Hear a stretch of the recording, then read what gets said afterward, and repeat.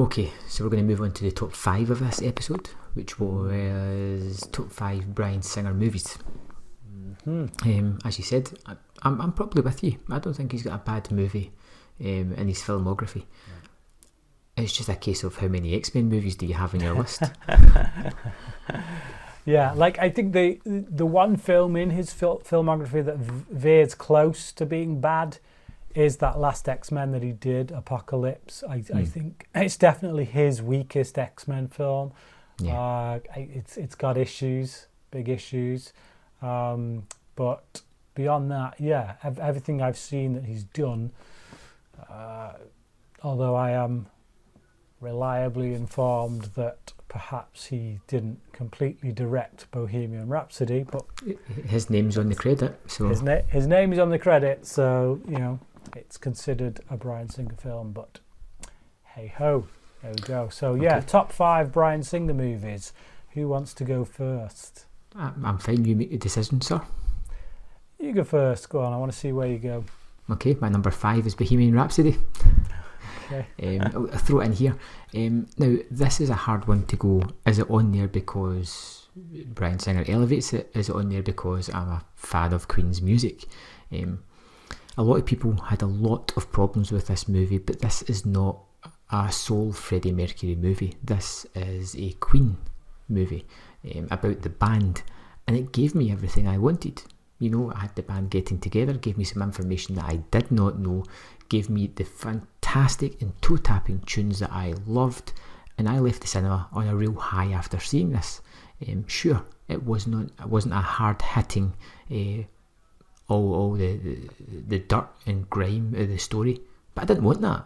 You know, I wanted to go there and enjoy myself, and that's what that movie did immensely well. Yep.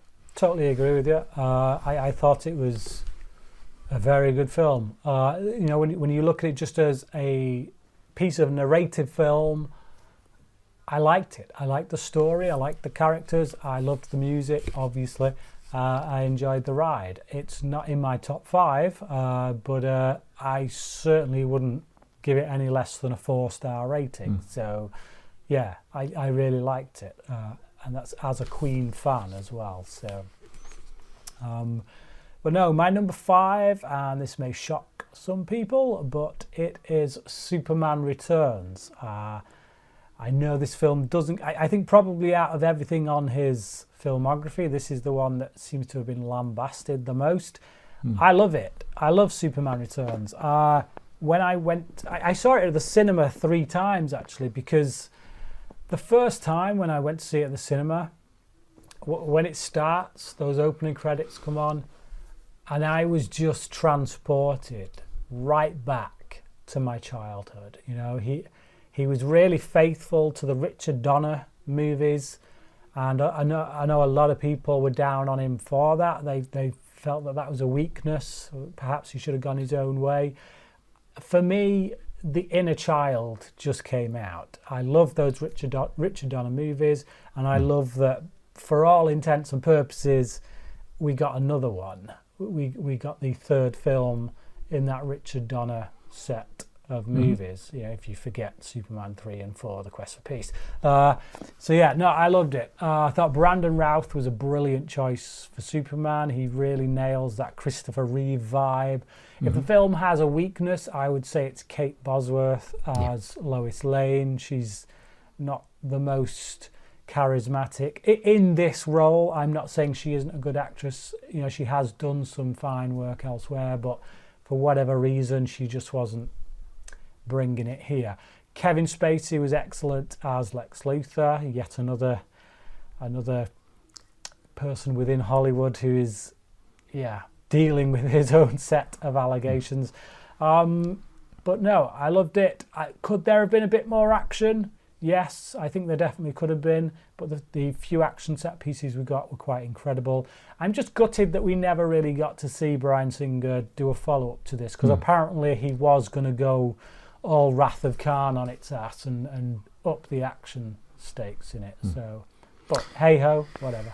Yeah. It's not one I've seen again since the cinema, but I really did enjoy it. I can't really remember much of the hubbub about it when it came out, but people lambasting it for being similar to Donner. This was a sequel to that, a direct sequel. So he stuck to the playbook, and I remember liking it. It's just a shame that Brandon Routh never really got a fair shake in acting roles after this. I've seen him in a couple of things that I've always thought he's been pretty decent. So like Scott, he was very good in Scott Pilgrim, I thought. Yep, I seen him in one called what was it called again? Was it Dog Days? It's based in a comic book, I think it was, or something like that. And he was really good. It was I know he's in the TV series Legends of Tomorrow, so he's landed on his feet. But I do feel like the cinema role should have been beckoning after this. Yes. My number 4 is Valkyrie. One of the hardest things to do, I think, in a movie, especially with something that's a true story, is have a sense of mystery or tenseness, suspense throughout it when you know what's going to happen. But even though I knew what was going to happen in this movie, I honestly thought they were going to succeed. You know, the movie pulls the rug out from under you. It leads you down a path where your mind knows one thing, but yet somehow it changes and starts to believe that these guys are going to do it because right is on their side. You know, everything is weighing with them. They need to do this to stop this tyrannical figure.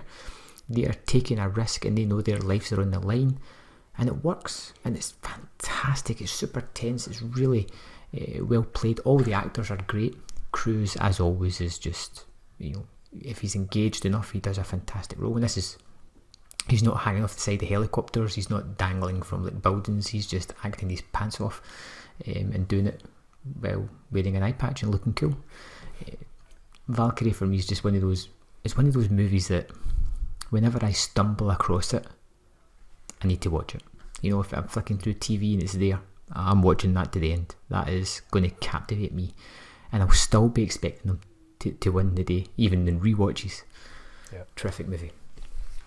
Yeah, Valkyrie is my number 4 as well. I for me, it's his most underrated film. I do think it is one of those very underrated movies. It got a lot of bad reviews when it came out that I read, and I just didn't get it because, like you, I was sat there the whole time and I was tense. You know, that sequence where they go into camp, they go into that the briefing room where Hitler is, and he's taking that suitcase in. You know, he's got the bomb, he's trying to plant it there. I was really, really tense the whole time because I didn't know what was going to happen. And like you say, in the back of your mind, you know these guys didn't assassinate Hitler because you know how Hitler died. It was by his own hand. So it's clearly he's not going to succeed, but there's still tension there because it's like, well, we know he's not going to succeed, but how is he going to fail? Just exactly how is he going to fail? To what degree? Yeah, like it reminds me a little bit of the Paul Greengrass film United 93. You know, you think about that final scene when they're trying to get through the door. You know they're not going to get through. We know this story. The film was only like, what, 8 years or so after the events. So you know they're not getting through. And yet you're egging them on. You're like, do it, come on.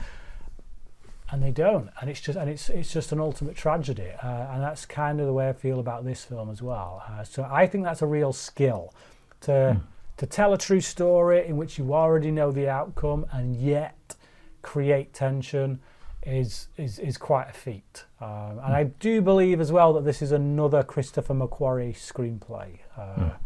So yeah, great film, really loved it. Okay, my number 3 is X-Men.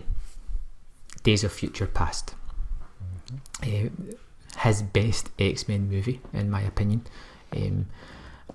This was a hard one to do for me. It was the 5th one in the series.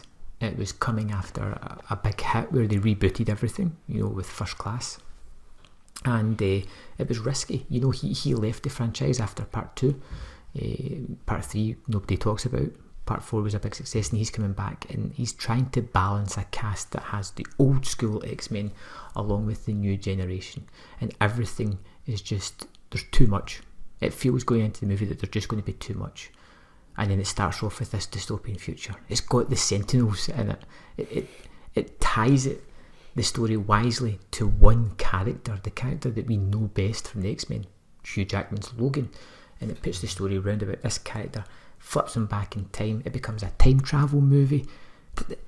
It's got everything. And it must be so hard to keep all these plates spinning and to make them work, and somehow Singer does it and creates what is, in my eyes, the best X-Men movie that there has been so far.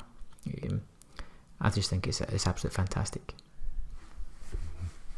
Okay, so my number 3 is The Usual Suspects, which I'm sure will be a shock for a lot of people as well, because I think when you say Bryan Singer, most people will say Usual Suspects is his best film, and I'm pretty much guessing that's what's going to be your number 1, but we'll see when we get there. May surprise you. It's a very good film. It's very well written.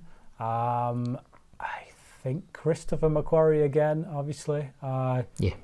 So yeah, the dude is a fantastic writer. Just that twist, brilliant twist, great performance by Kevin Spacey, a really great performance by Benicio del Toro, who does so much with absolutely nothing. His role is literally nothing. It's only because of what he does with his little tics and his movements and his quirks that he makes a memorable character. But yeah, it's just this mystery wrapped in an enigma that turns out to be Kaiser Soze. So it's great. It keeps you guessing the whole time. Gabriel Byrne is really good in it as well.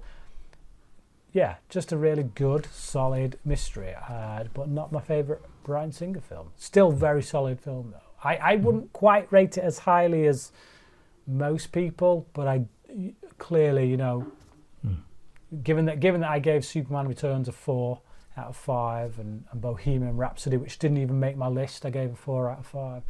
I do think it's an incredible film. My number 2 is Apt Pupil. It's another one that seems to get forgotten about. I love this movie. I watched it last year again, and it still really holds up, based on a Stephen King short story. So Ian McKellen, it's just, oh man, what a performance, from a frail old man to a vicious animal over the course of the movie. Brad Renfro, who did a terrific performance as a curious teenager who becomes almost indoctrinated by this horrible history, and his ability to get the information from somebody that was actually there. It's one of those movies that I find absolutely captivating. Great performances, great story, great small story as well. It's not outside a neighbourhood, it's a couple of people, and I think it's just wonderful, wonderfully effective, really atmospheric, and I think it's all down to primarily the 2 performances from the lead actors, who are both exceptional. Yeah, I liked Apt Pupil. Say that again. I liked Apt Pupil. I didn't love it. I still think it's probably a better film than Apocalypse, but there's a level of nastiness that runs through it, like a core of the movie, from its McKellen's character to the nasty streak that is starting to come out from Renfrew's character as well. There is, but I'm not sure I bought the turn as well as I should have done. I felt like the change in Renfro's character could have been a little bit more organic, I guess. I don't know. But hey ho, that's just me. Maybe it needs another watch. It was back in the early 90s when I watched it, and I've not seen it since. So, okay. Where are we? Number 2. Okay, so my number 2 is X-Men Days of Future Past. Yeah, literally everything you said about it is incredible. What a balancing act. So many balls being juggled in the air, and yet doesn't drop any of them. Really incredible stuff. I love it. I think if there's anything lacking maybe in this, it's a solid villain.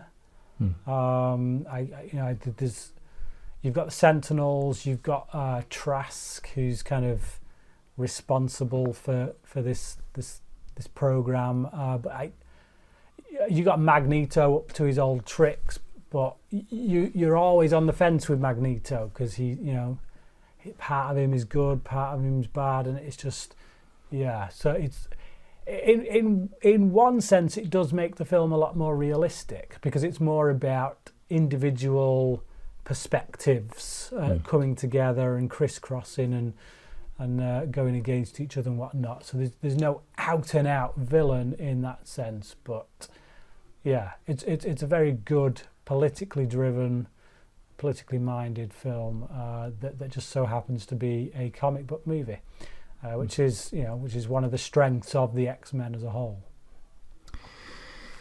Yeah, and my number one, surprising nobody, is The Usual Suspects. This is one of my top 3 favourite movies of all time. It's always up there. Wow. Always. Okay. It could, depending on the day, could be number 1. This is one of those movies, and this has happened a couple of times in my life where I've watched a movie and as soon as it's finished it's right back on again from the start to see how it works. One of the worst things in a movie is an untrustworthy narrator, which is what we have here. The movie finishes and it's all fabrication, everything, and we don't even know what the real story is. You never know. You don't even know if half these characters are real, were they really involved, yet you're captivated. They take this ensemble cast and they just layer on this mystery of everything that you want to see. It's got villains, but with a good cost, people who are trying to get out of that life, that are drawn back in, forced to do things by this mysterious villain, Kaiser Soze. And it's just, even everything about this movie was just lightning in a bottle, if you ask me. Even the storyline, which is incredibly nuanced and put together, all the performances just work. Like you said, Del Toro, who has a throwaway character, makes it his own with his mumbling attitude throughout the scene. You take a character and how do you make him stand out? Make him incoherent. I was like, wow, that's wonderful. It's the first time I've seen a Scottish person on screen because he couldn't understand a thing he was saying. But yeah, it's and one of the things is the little music as well. The music, it goes all the way through, is so it feels as if there's a time scale and everything, and it feels as if it's a mysterious musical score that's all the way through it. The way it focuses on random images, like the boat's about to explode and you're pushing in on a pile of ropes. It's just there. It makes you feel as if, whoa, what's going on? What is behind there? I could play a part in this movie. I've seen it so many times, and yet every time I put it on, it feels fresh. It's captivating. I absolutely love it. What more can I say? So my number 1 is the best X-Men movie, X2, X-Men United. So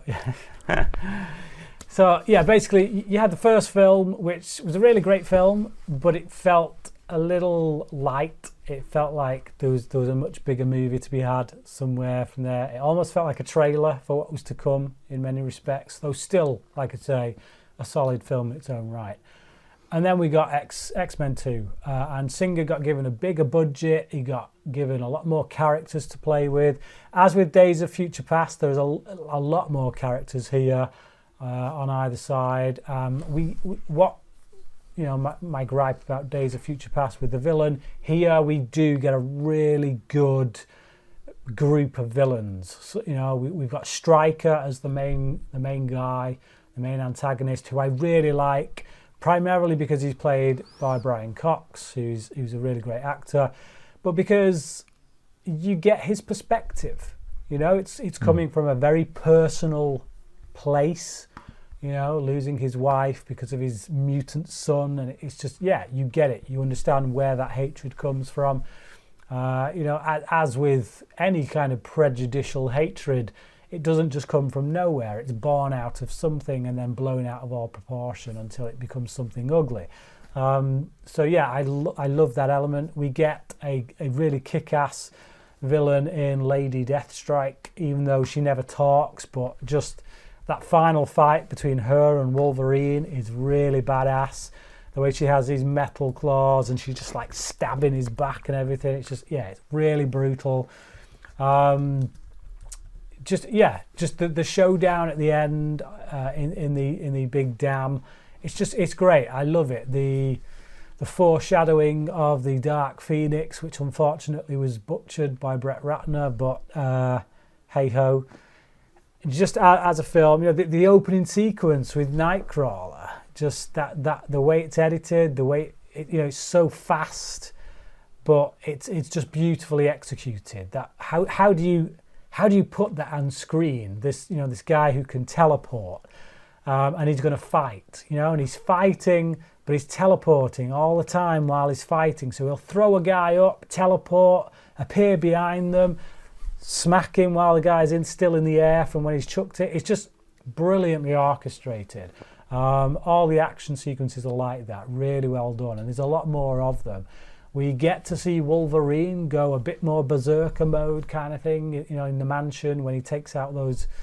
The force that comes in, the strike force that comes in, and there is that personal element there as well between him and Stryker, because Stryker is related to Wolverine's past. He knows something Wolverine doesn't.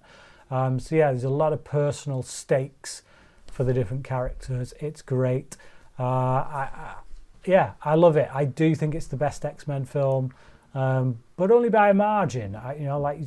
Like we said, Days of Future Past is such an incredible juggling of balls as well. So it's just, for me, the first time I saw this, I fell in love with it, and it's still, since then, it's been my favourite X-Men film, even if you count, Logan and Deadpool and that. So yeah,